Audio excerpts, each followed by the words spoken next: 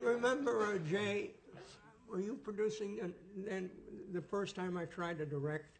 No.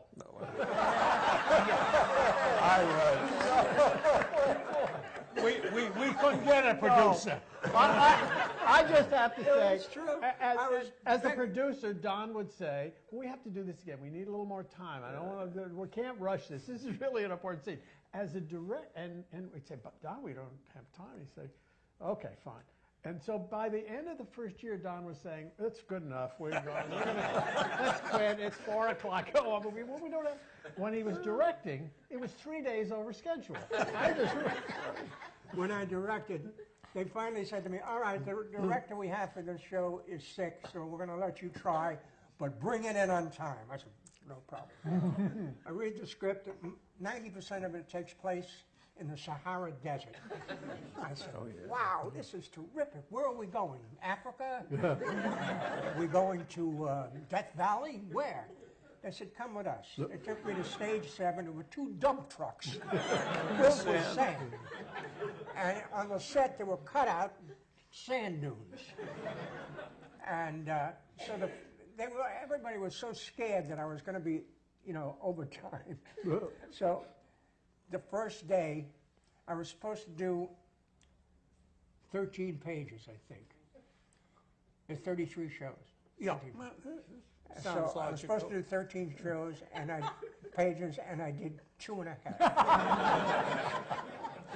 And they all came running down, sweating and crying, and said, "What is the matter? We're over budget. We're golden time." Blah blah blah.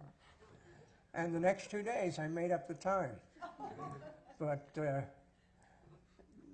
I love directing, and they let me direct a lot of shows, and I was very happy to do that because I would rather direct than perform, because directing is, you're in charge of everything, and you have to have a vision of how the show is going to work. And you don't have to stand around while they light. You're on the next scene. So I had fun doing that. Do you want to tell a little bit about how you came to the show? Yes, I came to the show because of Leonard Stern goes to see every play that's ever done, and he came to see me in a play in '63 where I was playing an immigrant who was selling fruit fluters in Buffalo, and I had a Russian accent, and he called one day and said, this was the second year of Get Smart. He said, "Can you do a German accent?" "Yes." Actors are funny that way. And that was 5 years of ecstasy for me. Of course, at the same time, I was doing the Marlo Thomas show. And none of these fine gentlemen ever thought to give me a contract. So I was like the longshoreman waiting for number 52 to be called. But I got very friendly with the ADs. I said, I'm doing Get Smart on Tuesday and Thursday, so you can use me on the other days of the weekend. In 5 years, I never had a conflict, which was a bloody miracle.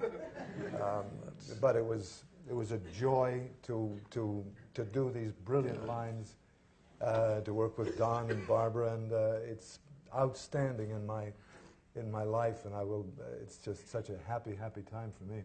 The key to Bernie and I was settled in the first year when they have the chief, Chaos has captured the chief, kidnapped him. And I'm on the phone with Siegfried. And I said, "Let me speak to the chief." And he hands the phone to Ed Platt, who's the chief. And Ed said, "Don't tell him anything, Max. Don't tell him a thing." And all of a sudden I hear whack. And I said, "What was that?" I said, "Your chief has just been silenced by a pistol butt."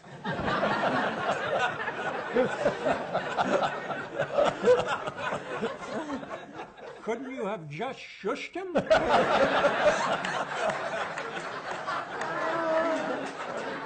And this is the line that Leonard came on the set and changed this line around. The line following that was, "This is chaos, we don't shush here."